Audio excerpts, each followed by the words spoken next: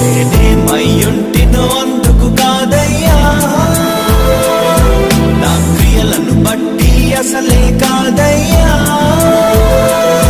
చూపావు ప్రేమ నాపై, పిలిచావు నన్ను కృపకై, జనములకు ప్రవక్తగా నన్ను నియమించావయ్యా. నా తల్లి గర్భమునందే ప్రతిష్ఠించావయ్యా, జనములకు ప్రవక్తగా నన్ను నియమించావయ్యా. నా తల్లి గర్భము